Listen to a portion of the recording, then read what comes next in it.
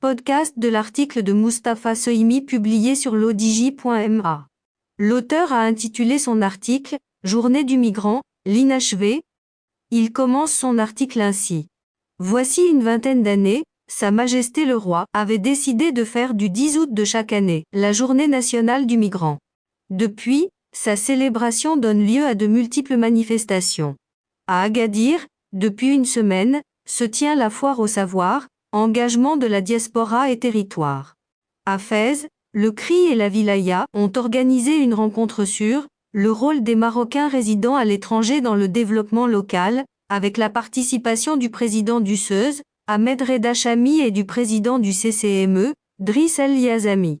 D'autres rendez-vous ont eu lieu dans plusieurs villes du royaume. Le souci dominant qui prévaut est d'ouvrir un espace de dialogue avec les MRE, leur situation, leurs besoins et leurs attentes. Dans cette même ligne, il faut citer une nouvelle version, en août dernier, de la plateforme virtuelle dédiée aux compétences du monde, Maghribcom. L'auteur poursuit son article ainsi. Sur cette communauté nationale, il y a évidemment beaucoup à dire. Elle compte, selon le HCP, plus de 5 millions de personnes, dont les 4 sur 5 en Europe, réparties globalement comme suit: France, 1 300 000, Espagne, 900 000, Belgique, 700 000, Allemagne, 180 000, etc. Historiquement, pour les 5 décennies écoulées, 3 phases sont à relever: l'une, d'une migration de travail, temporaire, une autre de regroupement familial, enfin, une migration permanente avec une féminisation autonome. De plus, le niveau d'éducation et de formation s'est sensiblement élevé.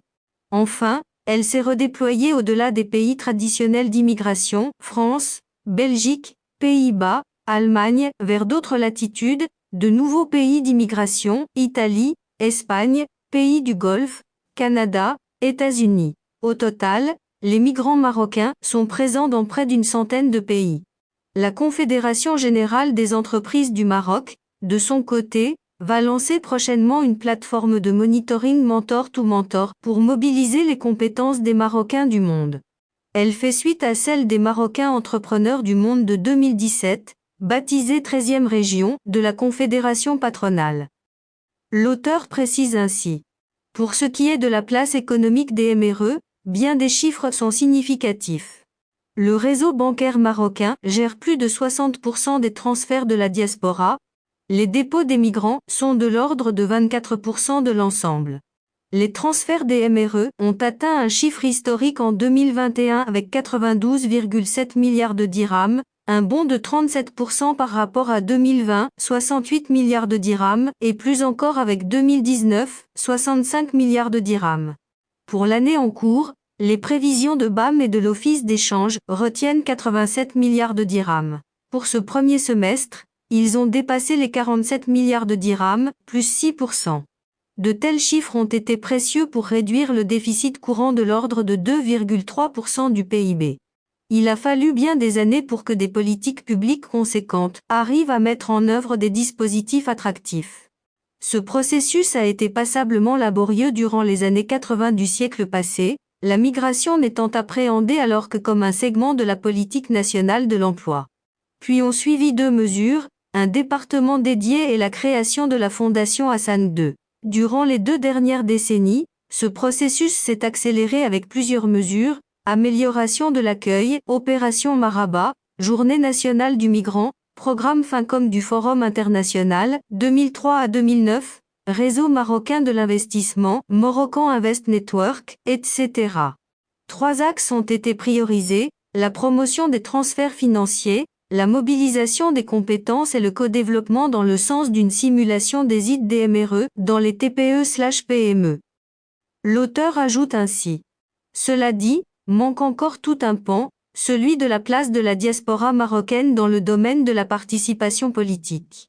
Les textes méritent d'être rappelés, tel l'article 16 de la Constitution sur la protection des droits et des intérêts légitimes de tous les citoyens, tel aussi l'article 17 sur les MRE comme électeurs et éligibles, ou encore leur participation aussi étendue que possible, aux institutions consultatives et de bonne gouvernance créées par la Constitution ou par la loi.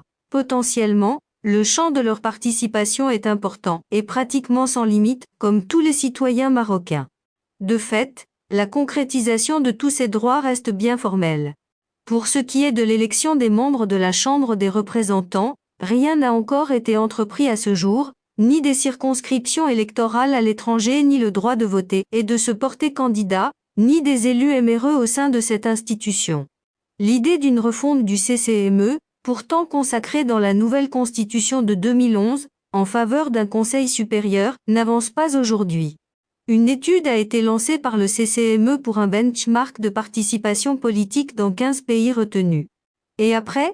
Manque, il faut bien le dire, une forte dose de volontarisme, du côté du département de l'Intérieur, qui invoque des questions d'organisation logistique de la communauté MRE, de celui aussi des partis politiques malgré un discours récurrent en la matière.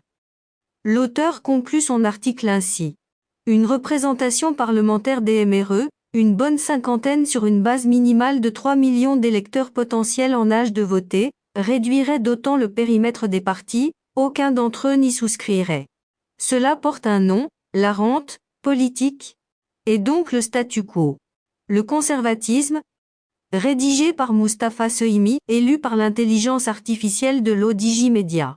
N'oubliez pas de télécharger notre application l'ODJ mobile sur Android et iOS, et de vous abonner à notre chaîne YouTube l'ODJ TV, si vous souhaitez être au courant des dernières actualités, podcasts et émissions télévisées.